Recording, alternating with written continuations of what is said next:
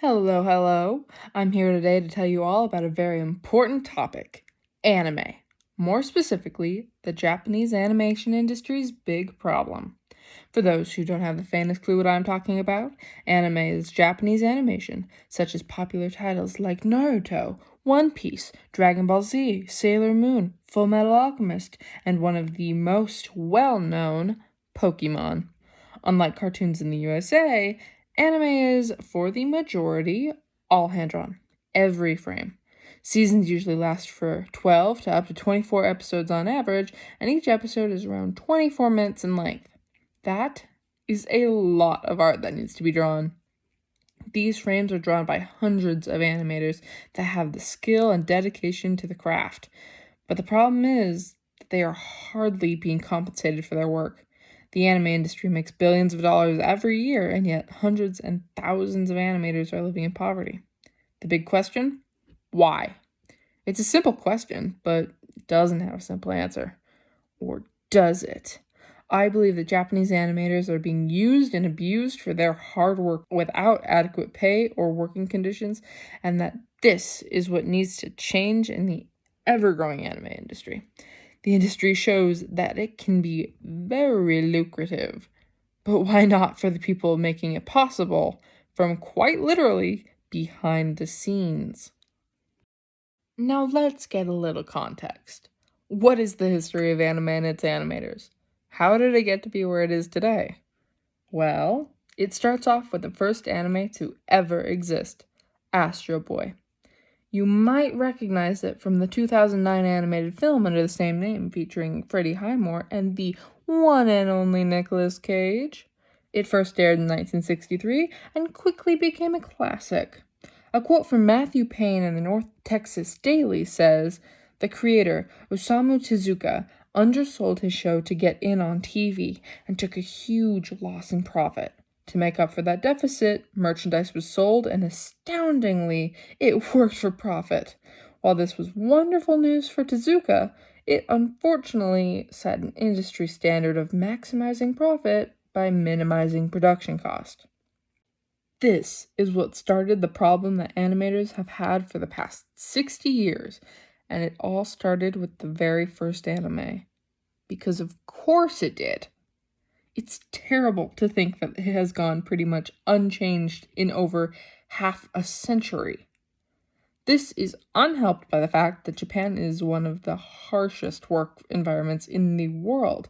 The pressure placed on workers for any job is immeasurable, and something that very few can grasp if they haven't lived it themselves.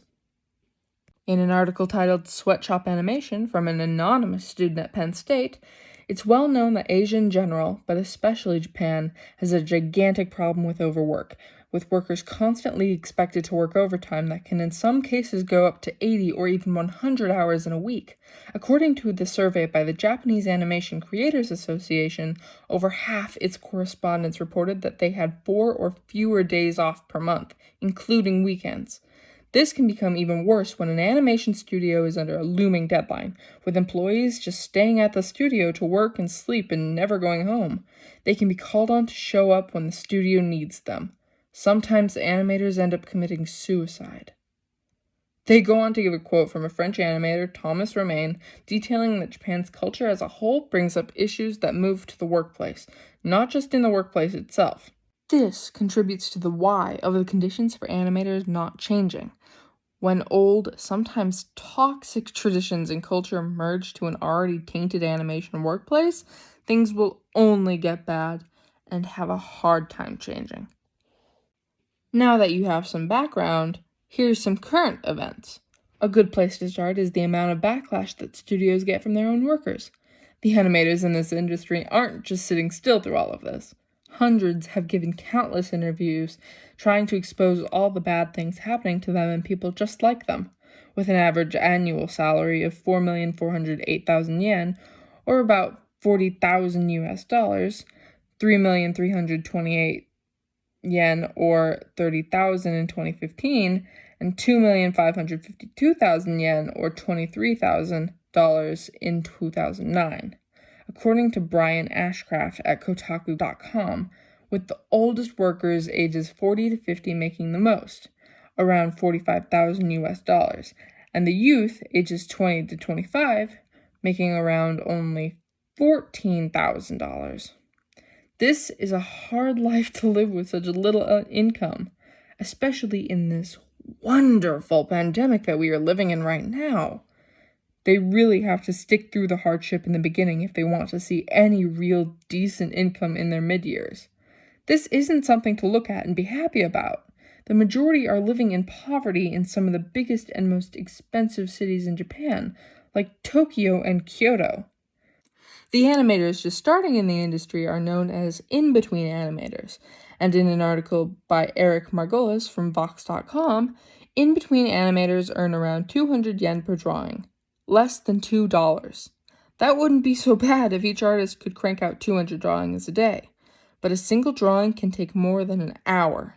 That's not to mention anime's meticulous attention to details that are by and large ignored by animation in the West, like food, architecture, and landscape, which can take 4 or 5 times longer than average to draw.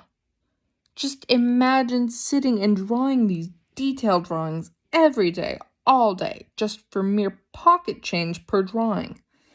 This is similar to sweatshop labor, and it is truly unexcusable from an industry that makes literal billions in profit every year.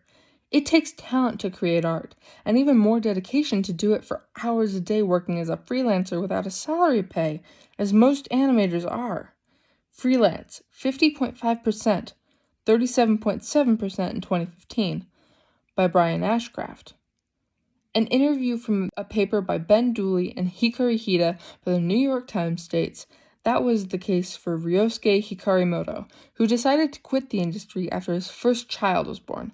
Working in anime had been his lifelong dream, he said, but even after years in the business, he never made more than $38 a day. Their dedication to animation is truly incredible. It's a wonder how they can stick through everything for their passion. Finally, we can start to see a change. The small improvements that are happening to the industry are seeing some light. That light is the beloved studio Kyoto Animation. It's an animation studio that gained a lot of attention in 2019 for a deadly fire that took place, costing 36 people their lives. This tragic incident brought attention to the fact that they are one of the only studios that pay their animators a good salary, one to actually live on. But unfortunately, not every studio is like Kyoto Animation. Don't we wish? An article from Reddit user Chariot Wheel makes this point too. To take production calmly, to pay workers consistently and giving them time and space to create anime is something that costs money. And many studios don't have that money to risk on a paradigm change. Here we go in the dreaded territory of the production committee, the system by which anime are generally produced since the early 2000s. Instead of one investor shouldering all the risk, the cost and risk are split between various companies with various revenue streams. This is a process that the anime industry has always known, and it is not willing to change so easily, even if it can aid them in the long run.